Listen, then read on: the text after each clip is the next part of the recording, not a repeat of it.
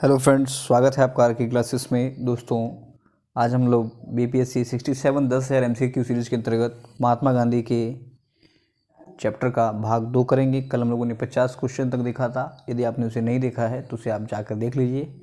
इसके अलावा देखिए 67th BPSC PT 10,000 revision series का एक अलग से प्लेलिस्ट बना दिया गया है, उसको आप ज़रूर एक बार देखें। और मुझे उम्मीद है कि एग्ज़ाम में कई सारे प्रश्न जो है डायरेक्ट जो है वहाँ पर देखने को मिलेंगे।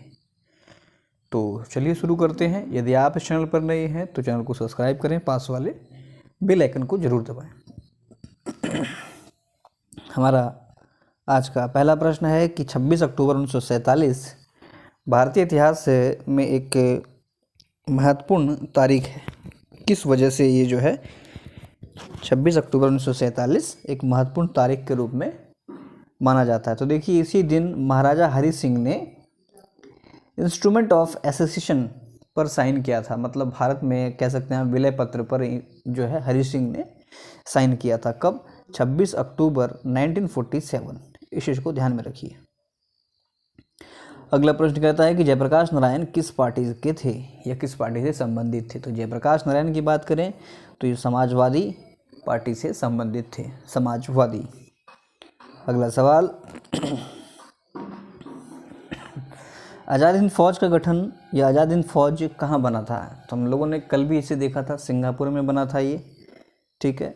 नेक्स्ट, बटलर 1927 बटलर समिति का उद्देश्य क्या था? तो बटलर समिति का उद्देश्य क्या था? तो भारत सरकार और भारतीय रियासतों के बीच संबंध में सुधार।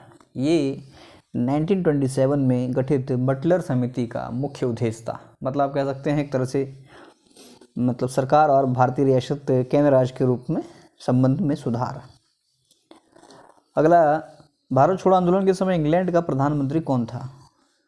1942 भारत छोड़ो आंदोलन, करो या मरो महात्मा गांधी का नारा, करो या मरो का नारा महात्मा गांधी ने दिया था। और इस समय जो इंग्लैंड का प्रधानमंत्री था वो चर्चिल था। ठीक है।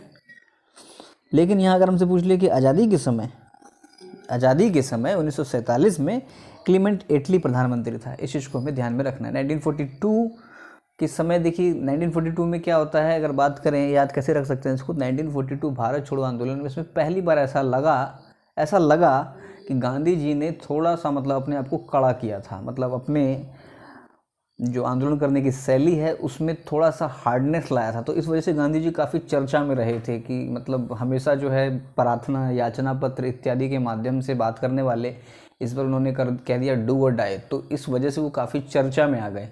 तो चर्चा से याद रखना है कि भारत छोड़ो आंदोलन के समय चर्चिल था और आज़ादी के समय क्लीमेंट एटली। नेक्स्ट कहता है कि सांप्रदायिक पुरस्कार और पुनः पैक्ट के तहत अवसादग्रस्त वर्गों को कितनी सीटें दी गई थी? ये थी 71 और 148 सीटें। नेक्स्ट क्वेश्चन, 1922 के कांग्रेस का अधिवेशन बिहार में कहाँ हुआ था? 1922 में देखिए 1922 में जो अधिवेशन हुआ था ये हुआ था अपना गया में। बात करें इसी अधिवेशन में पास हुआ था स्वराज पार्टी का प्रावधान। और स्वराज पार्टी की स्थापना कल भी हम लोगों ने देखा था 1 जनवरी 1923 को स्थापित मोतीलाल नेहरू एवं CR दास ने इसका गठन किया था। ठीक है। आगे कहता है हरिपुरा अधिवेशन 1938, इसके अध्यक्ष सुभाष चंद्र बोस थे। कानपुर अधिवेशन 1925, इसकी अध्यक्ष सरोजिनी नायडू बनी, जो कि प्रथम भारतीय महिला अध्यक्ष बनी। प्रथम भारतीय महिला अध्यक्ष अगर पूछे तो सरोजिनी नायडू, प्रथम महिला अध्यक्ष एनी बेसेंट 1917। इस चीज़ को हमें ध्यान में रखना है। क्लियर है? आगे देखते हैं। अगला अपना प्रश्न है कि खिलाफत आंदोलन का समर्थन गांधी जी ने क्यों किया था? खिलाफत आंदोलन का समर्थन गांधी जी ने इसलिए किया था क्योंकि देखिए गांधी जी अंग्रेज़ों के खिलाफ भारतीय मुस्लिम एवं मुसलमानों का जो है समर्थन हासिल करना चाहते थे। ठीक है। मुसलमानों का समर्थन हासिल करने के लिए महात्मा गांधी ने जो है अंग्रेज़ों के खिलाफ खिलाफत आंदोलन का समर्थन किया था। बात करें खिलाफत आंदोलन की तो देखिए 1919 ये स्टार्ट करने में मुख्य भूमिका थी अली ब्रदर्स की, जिनमें शामिल है मोहम्मद अली और शौकत अली। इस चीज़ को ध्यान में रखना है। अगला प्रश्न कहता है कि रॉलेट एक्ट कब पास हुआ था। देखिए, रॉलेट एक्ट 1919 ईस्वी में पास हुआ था, 1990 में। रॉलेट एक्ट को ब्लैक एक्ट भी कहा जाता है, काला कानून, ना वकील, ना अपील, ना दलील, ये सब इसके बारे में कहा जाता है। बात करें इसके नाम की तो इसका नाम देखिए, एनार्चियल एंड रिवोल्यूशनरी क्रिमिनल एक्ट इसका पूरा नाम था। मुख्यतः ये लाया क्यों गया था, तो क्रांतिकारी गतिविधि को दबाने हेतु। ठीक है। इसके बाद रॉलेट एक्ट के बाद जलियांवाला बाग हत्याकांड हो गया और उसके बाद असहयोग आंदोलन हो गया था। तो इस चीज़ में हमें ध्यान में रखना है। कई बार जो है सवाल इस तरह से क्रम से भी सजाने के लिए दे देता है, तो उस समय इन चीज़ों को हमें ध्यान में रखना है। पहले रॉलेट एक्ट, फिर जलियांवाला बाग, फिर असहयोग आंदोलन। ये दोनों 1919 में हुए हैं, ये 1920 में हुआ है।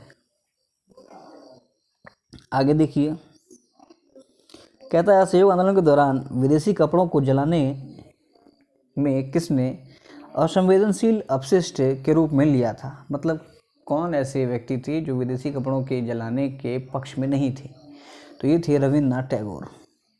ठीक है। इन्होंने इसे निष्ठुर बर्बादी भी कहा था। इन्हें गुरुदेव का जो उपाधि कह सकते हैं, टाइटल, महात्मा गांधी ने दिया था रविन्द्रनाथ टैगोर जी को। बात करें, रविन्द्रनाथ टैगोर जी ने जलियांवाला बाग हत्याकांड के विरोध में नाइटहुड की उपाधि लौटा दी थी। नाइटहुड की उपाधि लौटा दी। देखिए, रविन्द्रनाथ टैगोर जी को बार्ड ऑफ बंगाल भी कहते हैं। क्लियर है, ध्यान रखिए इन चीज़ों को। अगला सवाल देखिए क्या कहता है कि किसकी गिरफ्तारी के विरोध में 13 अप्रैल 1919 को अमृतसर के जलियांवाला बाग में एक बड़ा जनसभा इकट्ठा हुआ। तो ध्यान रखना है, डॉक्टर सैफुद्दीन किचलू एवं डॉक्टर सत्यपाल, ये पंजाब के बड़े लोकप्रिय नेता थे। इन्हें गिरफ्तार कर लिया गया था और इन्हीं की गिरफ्तारी के विरोध में जलियांवाला बाग में एक बड़ी भीड़ जमा हुई थी और उन निहत्थे भीड़ पर डायर ने गोली चलवा दी थी, जिसे जलियांवाला बाग हत्याकांड कहा जाता है। देखिए, गोली चलाने का आदेश दिया था जनरल डायर ने, जनरल डायर। और इस समय पंजाब का जो कमांडर था, इसका नाम था Michael O'Dwyer. Michael O'Dwyer, ध्यान रखिए, माइकल ओ डायर को मारा था उधम सिंह ने 1940 में। कहाँ पर, तो किंगस्टन हॉल में मारा था, किंगस्टन हॉल। चूँकि उधम सिंह जी ने इन दोनों को मारने की प्रतिज्ञा ली थी, लेकिन ये किसी वजह से पहले ही मर गया था। उसके बाद उधम सिंह जी के द्वारा माइकल ओ डायर को किंगस्टन हॉल में गोली मार दी गई। नेक्स्ट कहता है कि भारतीय इतिहास में 6 अप्रैल 1930 की तारीख ज्ञात थी। देखिए, 6 अप्रैल 1930 को गांधी जी द्वारा डांडी मार्च का जो है समापन किया गया। बात करें, ये शुरू हुआ था 12 मार्च 1930 से 6 अप्रैल 1930 तक ये चला था। इसमें देखिए, दांडी मार्च में महिला सहयोगी सदस्य की बात करें तो सरोजिनी नायडू थी, जिन्हें कि भारत कोकिला कहा जाता है। और इस यात्रा में कल भी हम लोगों ने देखा था 78 प्लस गांधी जी, कुल 79 लोग थे। कुल यात्रा की बात करें तो ये था 385 किलोमीटर या 240 माइल्स, और यात्रा चली थी कुल 24 दिन। नेक्स्ट, भारत में साइमन कमीशन के बहिष्कार का मुख्य कारण क्या था। देखिए, क्योंकि इसमें सभी सदस्य अंग्रेज थे, इसलिए इसे वाइट कमीशन भी कहा गया। इसलिए भारतीयों ने पुरजोर इसका विरोध किया, जिनमें कि सर्वाधिक विरोध किया था लाला लाजपत राय जी ने। और इसी विरोध के क्रम में उनकी मृत्यु हो गई थी, जिसके बाद भगत सिंह ने उनकी मृत्यु का बदला सॉन्डर्स को गोली मार करके लिया था। लाला लाजपत राय को पंजाब केसरी, इन्होंने अनहैप्पी इंडिया पुस्तक लिखा था, सेफ्टी वाल्व बताया था अपनी पुस्तक में ही। इस चीज़ को ध्यान में रखना है। बात करें साइमन कमीशन का तो 1927 में बना था भारत, लेकिन 1928 में आया था। श्वेत कमीशन भी कहते हैं क्योंकि सभी सदस्य अंग्रेज थे। अगला देखिए, फैक्ट बहुत बार पूछा गया एग्जाम में, इंपॉर्टेंट है। कहता है साइमन कमीशन जो वो भारत भेजा क्यों गया था, तो 1919 के अधिनियम पर विचार करने हेतु, अपनी रिपोर्ट देने हेतु भेजा गया था और विरोध किया था लाला लाजपत राय ने।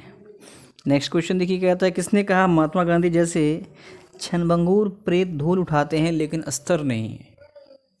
तो ये कहा था बी.आर. अम्बेडकर ने, बी.आर. अम्बेडकर। इन्होंने देखिए तीनों गोल मेज सम्मेलन में भाग लिया था।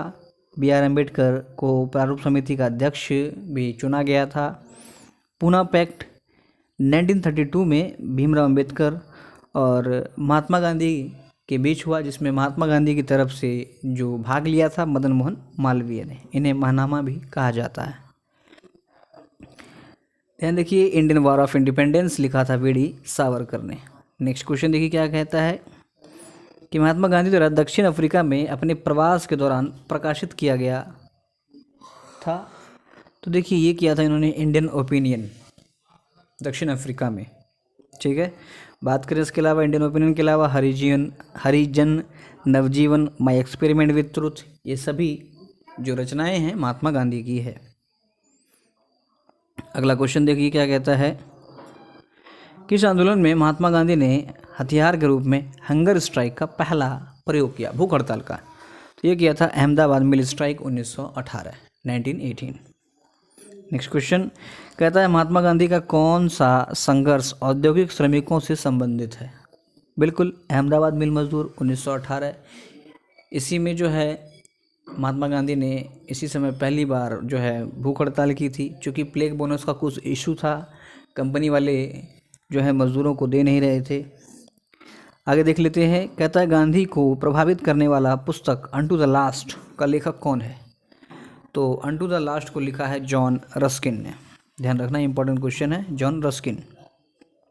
नेक्स्ट कहता है कि भूख हड़ताल के कारण जेल में मारे गए स्वतंत्रता सेनानी कौन थे? तो देखिए ये थे जतिन दास। ठीक है, इन्होंने कुल 63 दिन का उपवास करके अपने प्राण त्याग दिए थे। और ये जो भूख हड़ताल है 13 सितंबर 1929 को ये शुरू किया था। नेक्स्ट क्वेश्चन देखिए क्या कहता है, वाई आई एम एथिस्ट, ये बुक लिखा है भगत सिंह ने जेल में। बहुत इंपॉर्टेंट क्वेश्चन है। भगत सिंह के द्वारा वाई आई एम एथिस्ट नामक बुक लिखी गई है। इंडियन स्ट्रगल बायोग्राफी है सुभाष चंद्र बोस की। नेक्स्ट देखिए क्या कहता है, भारत का अंतिम ब्रिटिश वायसराय कौन था? अंतिम, तो ये था लॉर्ड माउंटबेटन। ठीक है, 3 जून 1945 को माउंटबेटन प्लान या डिकी बट प्लान भारत आया। ठीक है, अगस्त प्रस्ताव की बात करें तो ये लॉर्ड लिनलिथगो के काल में आया था। ध्यान रखिए, कई बार इस तरह से प्रस्ताव हमें मिल जाएगा, गवर्नर मिल जाएगा, दास प्रथा दे के एलन बरो हो जाएगा, है ना। तो जो जो इम्पोर्टेंट हुआ है गवर्नर को भी हम लोग एक सेपरेट चैप्टर में करेंगे, पर इन चीज़ों को ध्यान में रखना है। नेक्स्ट क्वेश्चन कहता है कि यह विचार किसने विकसित किया कि परिणाम अच्छा है तो बुरा साधन भी ठीक है, मीन्स जस्टिफाई द एंड्स, ये किया था महात्मा गांधी ने। नेक्स्ट देख लेते हैं, भारत का मैकियावेली, देखिए ये कौटिल्य को कहा जाता है। स्वराज शब्द किसने दिया था? दयानंद सरस्वती ने स्वराज शब्द दिया था, ध्यान में रखना है। अगला क्वेश्चन क्या है कि परिणाम और साधन के संबंध में गांधी जी का क्या मानना था? तो गांधी जी का मानना था साधन परिणाम को निर्धारित करते। ठीक है, इस चीज़ को ध्यान में रखिए, साधन ही परिणाम को निर्धारित करते हैं। आगे देखते हैं महात्मा गांधी की टिप्पणी ढहते बैंक पर पोस्ट डेटेड चेक के प्रस्ताव के बारे में, किसके बारे में ये कहा था? ये पोस्ट डेटेड चेक है, तो ये कहा था क्रिप्स मिशन 1942। साइमन कमीशन की बात करें तो 1928 में भारत आया था, 1927 में बना था। ये आया इसलिए था ताकि 1919 के अधिनियम पर ये विचार कर सके। Wavell plan, Shimla conference 1945। Next, Gandhi ji को अर्धनग्न फकीर किसने कहा था? तो ये कहा था विंस्टन चर्चिल ने। ठीक है, विंस्टन चर्चिल। चर्चिल से याद रखना है कि 1942 में गांधी जी काफ़ी चर्चा में रहे थे और इस समय ब्रिटेन का प्रधानमंत्री चर्चिल ही था। ठीक है, लेकिन अगर पूछ लिया आज़ादी के समय तो क्लीमेंट एटली। विंस्टन चर्चिल ने ही क्रिप्स मिशन 1942 में भेजा था। ध्यान रखिए, कहता है भारतीय स्वतंत्रता संग्राम के दौरान बारदोली में अपनी बैठक में कांग्रेस कार्य समिति के द्वारा असहयोग आंदोलन को बंद कर दिया गया था। इम्पॉर्टेंट। ठीक है, आगे देखिए, कहता है भारत के स्वतंत्रता संग्राम के दौरान किसने ऑल इंडिया हार्टल का नेतृत्व किया? तो ये था रॉलेट एक्ट के खिलाफ। अगला सवाल, प्रसिद्ध आईएनए ट्रायल्स दिल्ली के लाल किला में कब हुआ था? 1945 में किया गया था आईएनए ट्रायल्स। मुकदमा लाल किला मुकदमा जो है चलाया गया था। पी के सहगल, शहनवाज खान, गुरबख्श सिंह, ये इन सभी को आरोपी बनाया गया था। नेक्स्ट क्वेश्चन क्या कहता है, ये पुस्तक a nation in the making के लेखक कौन है? तो ये लिखा सुरेंद्रनाथ बनर्जी ने। बहुत इंपॉर्टेंट, ठीक है। और सुरेंद्रनाथ बनर्जी ने इंडियन एसोसिएशन की स्थापना की।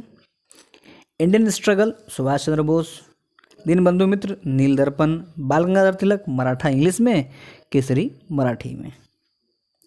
आगे देखते हैं, कहता है 1937 में चुनाव के बाद कांग्रेस के मंत्रियों ने अपना इस्तीफा क्यों दे दिया? देखिए, ब्रिटिश सरकार ने कांग्रेस से बिना पूछे उन्हें भी द्वितीय विश्व युद्ध में शामिल कर दिया था। इसका विरोध करने के लिए सभी नेताओं ने जो है त्यागपत्र दे दिया था। आगे देखते हैं।